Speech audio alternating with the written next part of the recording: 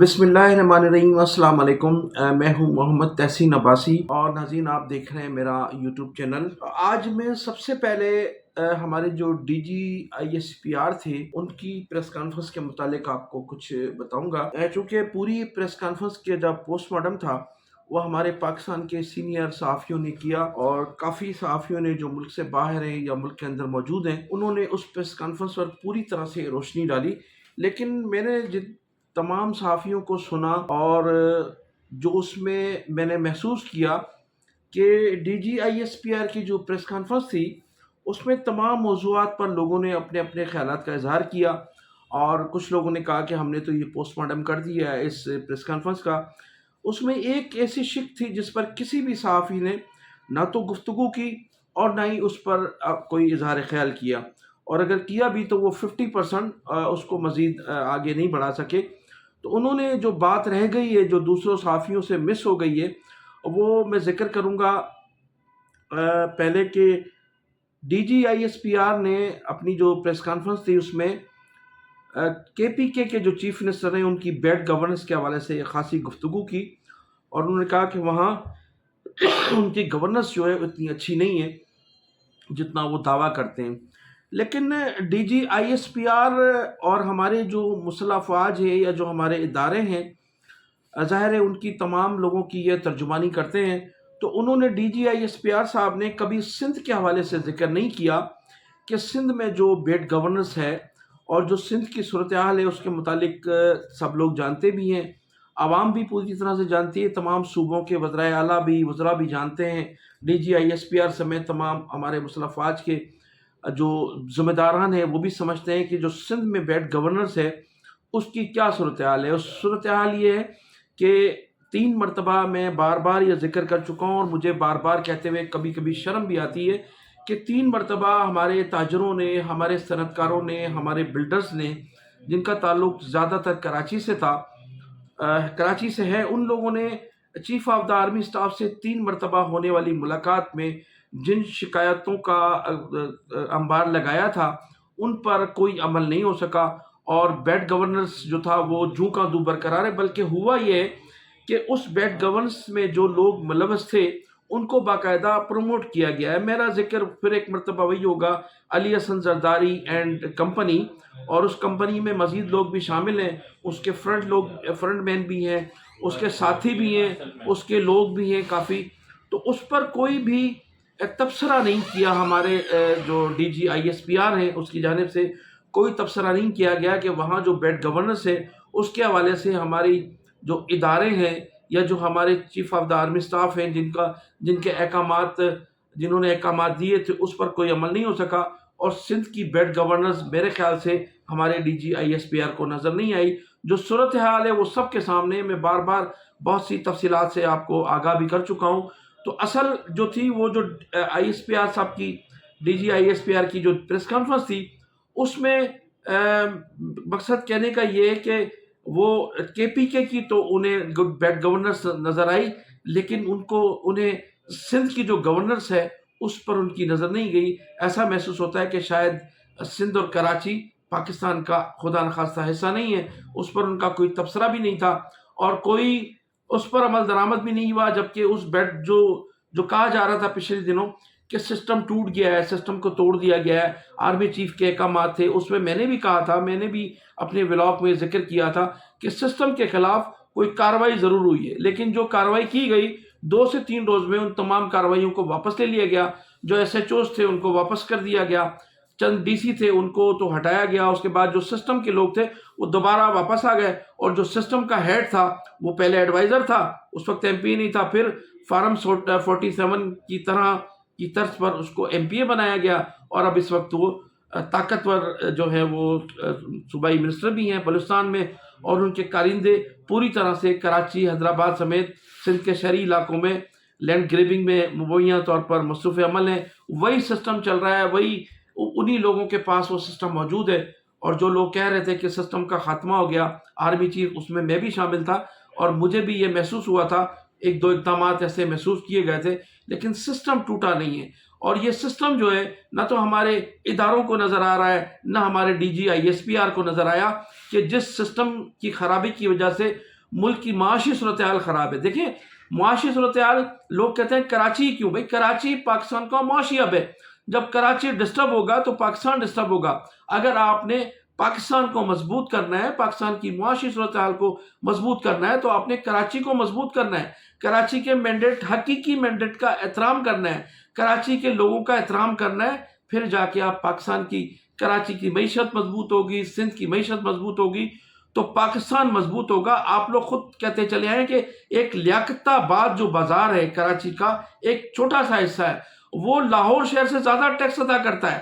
اور تمام تر حالات کے باوجود، جبکہ یہاں جو گورنرز کی صورتحال ہے وہ آپ کے سب کے سامنے، لیکن اس کے باوجود بھی لیاقت آباد نے گزشتہ سال بھی اور اس سال بھی لاہور سے زیادہ ٹیکس ادا کیا، اور 70% ٹیکس مرکز کو دیتا ہے، 94% یہ شہر کراچی جو ہے سندھ حکومت کو دیتا ہے، جس کی وجہ سے یہ دونوں حکومتیں رن کر رہی ہیں. اور اس پر جو ہے کوئی نہ تو کوئی تبصرہ کرتا ہے، نہ اس پر کوئی خصوصی توجہ دی جاتی ہے. جبکہ جو کے پی کے کی جو بیڈ گورننس ہے اس پر تو ہمارے اداروں کی نظریں بھی ہیں، D G I S P R نے بھی اس پر تبصرہ کیا، لیکن اس موقع پر وہ کراچی جیسے معاشی ہب کو بھول گئے، جو انتہائی افسوسناک ہے. ناظرین میں ذکر کروں گا پارا چنار میں جو واقعات ہوئے ہیں اور جو لوگ اس میں شہید ہوئے ہیں، ان کے حوالے سے گزشتہ کئی دنوں سے کراچی سمیت ملک کے دوسرے علاقوں میں احتجاج جاری ہے، اور لوگ جوگ در جوگ اس احتجاج میں شامل ہیں. اچھا، اس احتجاج سے شہریوں کو بھی پریشانی ضرور ہے، لوگ پریشان بھی ہیں، شہری کافی پریشان ہیں، حکومت بھی ڈسٹرب ہے. تو اب اس حوالے سے گزشتہ روز مراد علی شاہ صاحب نے ایک پریس کانفرنس کی سکھر میں، چند صحافیوں سے گفتگو کی، اور انہوں نے کہا کہ یہ جو پارا چنار کا معاملہ ہے یہ وہاں کا مقامی مسئلہ ہے، اور اس مقامی مسئلے کے لیے پورے سندھ کو جو ڈسٹرب کرنا وہ مناسب نہیں ہے.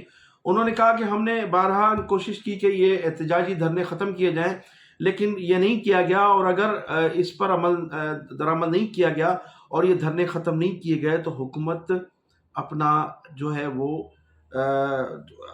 کردار ادا کرے گی. اور ان کا مقصد یہ تھا، کہنے کا مقصد یہ تھا کہ ان احتجاج کرنے والوں کے خلاف باقاعدہ آپریشن کیا جائے گا. ان کا مقصد کہنے کا یہ تھا. تو اب اس کا جو جواب تھا وہ ہمارے علماء کرام نے، جو شیعہ عالم وہاں بیٹھے ہیں احتجاج پر، ان کا بڑا اچھا جواب تھا کہ بھائی محترمہ بے نظیر بھٹو کی شہادت 27 دسمبر 2007 کو جو تھی وہ پنڈی میں ہوئی تھی. پنڈی میں ان کو شہید کیا گیا تھا، اور آپ کے جیالوں نے. اور میں آپ کے سامنے ایک سوال رکھتا ہوں، اتنی جلدی تو نہیں بھولتے نا لوگ. بی بی کی شہادت کہاں ہوئی تھی؟ دنیا جانتی ہے نا کہاں ہوئی تھی؟ پنڈی میں ہوئی تھی نا بھائی. پنڈی میں لیاقت باغ میں ان کی شہادت ہوئی. کراچی پورا جلا دیا گیا، کراچی سمیت پورے سندھ میں ریلوے لائنیں، ٹریک اکھاڑ دیے گئے، سگنل تباہ کر دیے گئے، مہینوں تک وہ سسٹم صحیح نہیں ہو سکا. تو میں آپ سے پوچھ سکتا ہوں کہ شہادت وہاں ہوئی تھی، یہاں یہ سب کیوں؟ اور وہاں کچھ نہیں ہوا، اس صوبے میں کچھ نہیں ہوا، سارا کچھ یہاں ہوا. دیکھیے ایسی باتیں نہ کیجیے کہ جس کا آپ کے پاس بھی جواب نہیں ہوگا. کہ کیس کہیں اب کشمیر کا مسئلہ کشمیر میں حل کرو بھائی، غزہ کا مسئلہ غزہ میں حل کرو. یہ آپ سے شاہ صاحب، آپ سے توقع نہیں. ہم حسین کا غم مناتے، چھوڑو کربلا میں ہو گئی بات ہو گئی، یا کیسا نہیں.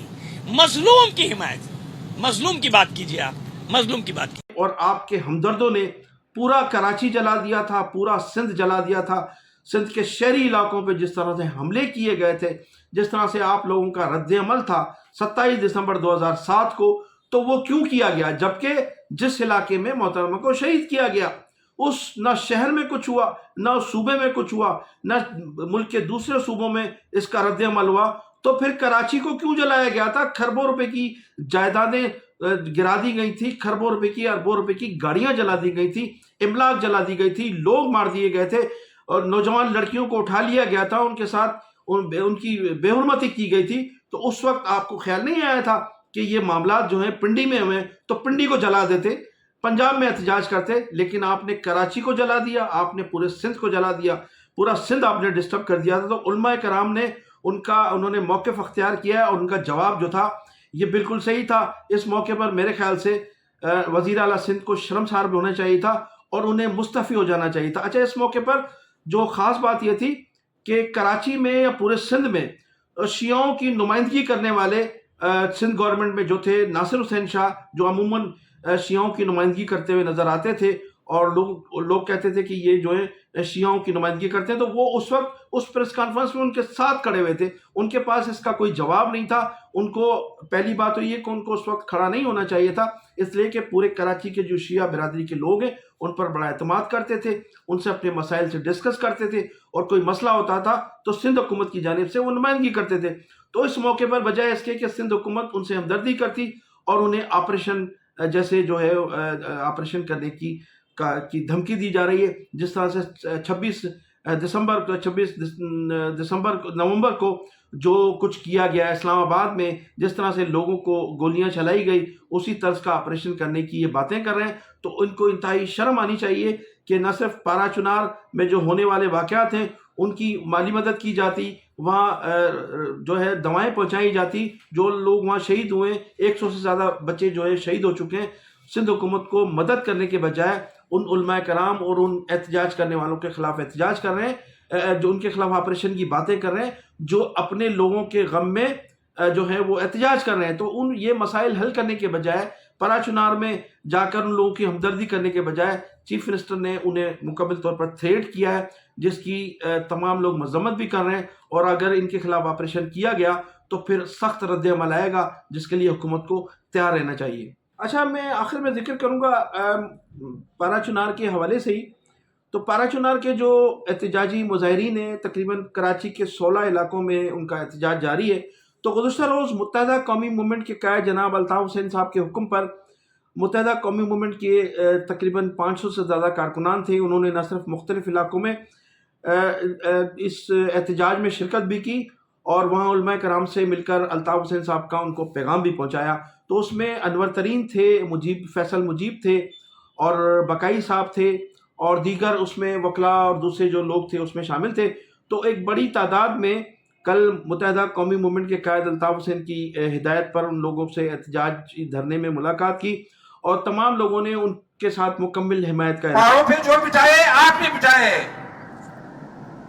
اگر ہم جرگہ میں مرن وہاں جائیں گے تو وہاں سے آپ کے ہی بندے وہاں پہ ہوک کریں گے. آپ یہ شورٹی دے ہمیں تاکہ ہم وہاں تک پہنچ سکے، پھر صلح کرانا ہمارا کام ہے.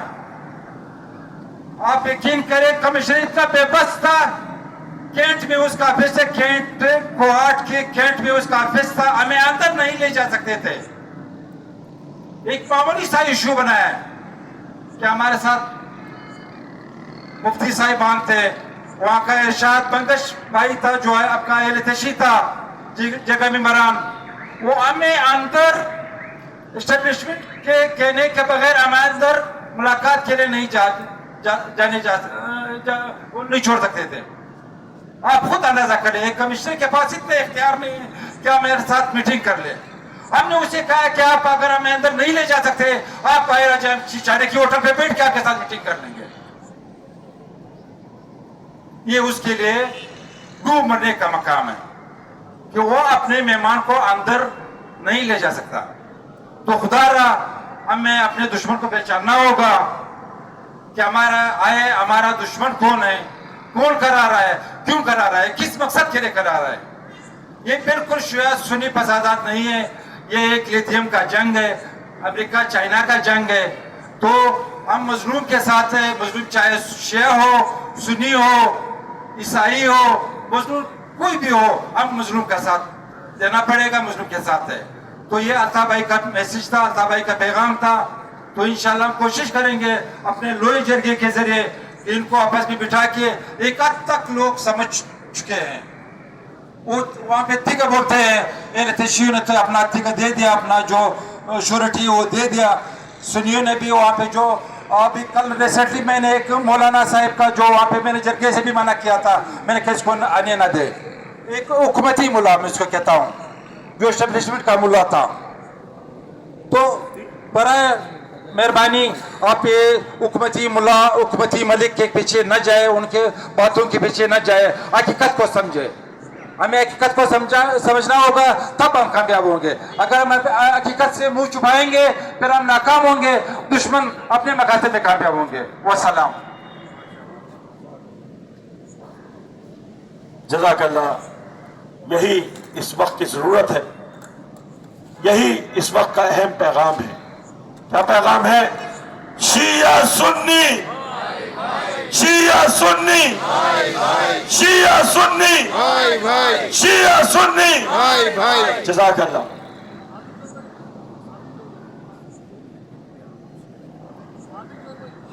السلام علیکم عزیزان محترم. اللہم اکبر ولیک حجت الحسن صلواتک علیہ وعلی آبائہ ھذا الشان کل سان ولیہم وحافظا وقائدا وناصرا ودلیلا ومعینا حتی تسکنوا ارضک طوعا وتمتعوا فیہا طویلا. محترم ماراکین، ہم یہاں پر محترم قاضی طریق اللہ حسین بھائی کی طرف سے حاضر ہوئے تھے. بھائی نے واضح پیغام دیا تھا کہ جائیں اور اظہار یکجہتی کریں ان مظلومین کے ساتھ جو پارا چنار کے مظلومین کے لیے بیٹھے ہوئے. تو آج چونکہ وقت شارٹ ہے، انور ترین بھائی نے اپنا ڈیٹیل آپ سے ڈسکس کری. انور ترین بھائی پارا چنار میں بھی تھے، پشاور میں بھی تھے، دیگر لوہر جرگہ میں انہوں نے شرکت کری جب تک حالات کچھ مناسب تھے. لیکن اب جو خبریں آئیں کہ صاحب 100 بچے ادویات کے نہ ہونے کی وجہ سے انتقال کر گئے یا شہید ہو گئے، تو فوراً جیسے اس سلسلے میں آپ ٹویٹر کے اوپر جو اب ایکس کہلاتا ہے اس پہ اور یوٹیوب کے اوپر revolution channel of Altaf Hussain, اس کے اوپر یہ ساری ڈیٹیل سن سکتے ہیں اور پڑھ سکتے ہیں.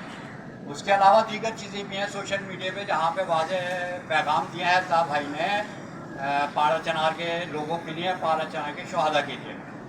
اس کے علاوہ ہمارا مطالبہ یا متحدہ قومی موومنٹ قائد طریق الطاف حسین کا مطالبہ اس حد تک بھی ہے کہ آپ صرف راستہ دے دو.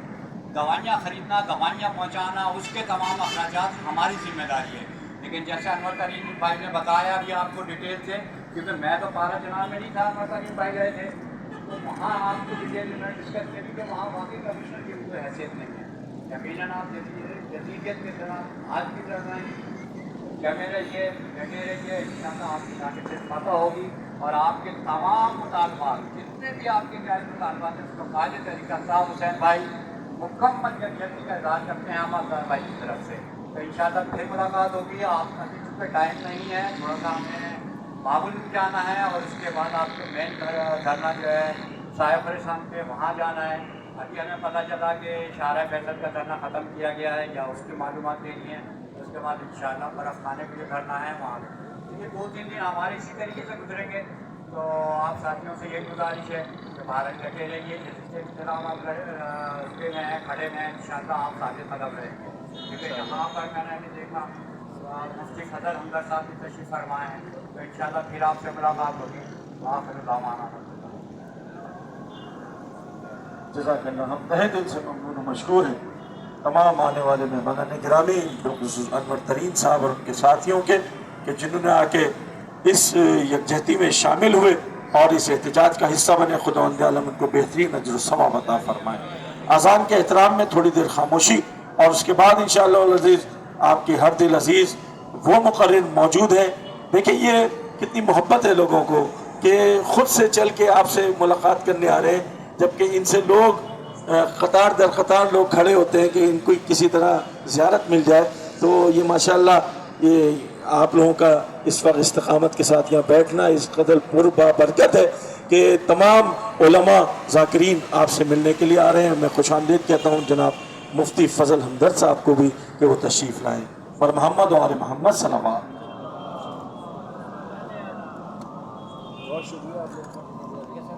بیان کیا. تو اب ناظرین جو احتجاج کا سلسلہ تھا وہ ابھی تک جاری ہے، اور جیسا کہ میں نے بتایا کہ حکومت کا طرز عمل آپ کے سامنے ہے. اور پھر آپ کو یہ بھی ذکر کروں گا اس وقت میں کہ جماعت اسلامی کے امیر ہیں جناب حافظ نعیم الرحمان صاحب. حافظ نعیم الرحمان صاحب نے عمران صاحب کے حوالے سے، عمران خان کے حوالے سے کہا ہے کہ ان کو اسرائیل اور یہودیوں کے خلاف احتجاج کرنا چاہیے، وہ اعلان کریں، ان کی مخالفت کرنی چاہیے ان کو. تو حافظ نعیم الرحمان صاحب کی جو سیاست ہے وہ نیچے سے اوپر آئے ہیں، اور انہوں نے بہت جلد آ کر جمپ لگانے کی کوشش کی، اور پھر بجلی کے خلاف انہوں نے ملک بھر میں ایک احتجاج کیا تھا، ایک ریلی بھی نکالی تھی. اب اس ریلی میں لوگ یہ توقع کر رہے تھے کہ جو آپ نے جماعت اسلامی جو ریلی نکالی ہے اس ریلی کا کوئی ضرور رزلٹ آئے گا، اور لوگ خوش تھے. لیکن ہوا یہ کہ جماعت اسلامی کی جو ریلی تھی اس کے اختتام پر जो रिजल्ट आ रहा था कि बिजली हुकूमत को चाहिए था कि हुकूमत बिजली की रेट कम करती, लेकिन उसमें हुआ ये कि IPPs के कहने पर, उसके दबाव में, बजाय जमात इस्लामी के एहतजाज पर बिजली के रेट कम किए जाते, उसी रोज़ बिजली के रेट बढ़ा दिए गए और हाफिज़ नईम रहमान साहब, शायद उनको जो पैकेज था उनका मंजूर हो गया होगा और वो खामोश होकर घर चले गए। उस पर एहतजाज नहीं किया कि ये जो एहतजाज था जमात इस्लामी का वो महज बिजली के रेट कम करना थे, लेकिन हुकूमत ने तो रेट बढ़ा दिए, उन्होंने उस पर कोई एहतजाज नहीं किया। अब वो कहते हैं कि इमरान खान को चाहिए, ये जो इनका बयानिया है यकीनी तौर पर ये इस्टेब्लिशमेंट की ख्वाहिश थी और उन्होंने कहा कि इमरान खान साहब को यहूदियों के खिलाफ और इसराइल के खिलाफ जो है बोलना चाहिए, उनकी मुखालफत करना चाहिए। तो भाई इसको कौमी असम्बली में लेकर आए ना, इसको कौमी असम्बली में करारदाद लेकर आए, तमाम सूबाई असम्बलियों में इसके लिए करारदाद लेकर आए, सेनेट में इसके लिए करारदाद लेकर आए, वहाँ फैसला हो जाएगा कि कौन यहूदियों का एजेंट है और कौन इसराइल की हिमायत करता है। ये तमाम वहाँ बातें क्लियर हो जाएंगी। हाफिज नईम रहमान साहब का भी ये मुतालबा पूरा हो जाएगा। एक फ़र्द वाहिद से ये कहना कि वो इसराइल की मुखालफत करें, यहूदियों की मुखालफत करें, मेरे ख्याल से कोई अच्छा अमल नहीं है। तो जमात इस्लामी को पूरी तमाम पार्लियामेंट में इसके खिलाफ तहरीक लेके लाएँ उनके खिलाफ, और फिर वहाँ आपको पता लग जाएगा कि कौन इनका मुखालिफ है और कौन इनका हमदर्द है। मैं इन्हीं अल्फाज के साथ आपसे इजाज़त चाहूँगा। आप मेरे चैनल को सब्सक्राइब भी कीजिएगा, कमेंट सेक्शन में जाकर अपनी कीमती राय का इज़हार ज़रूर कीजिएगा। पाकिस्तान जिंदाबाद, पाकिस्तान पाइंदाबाद।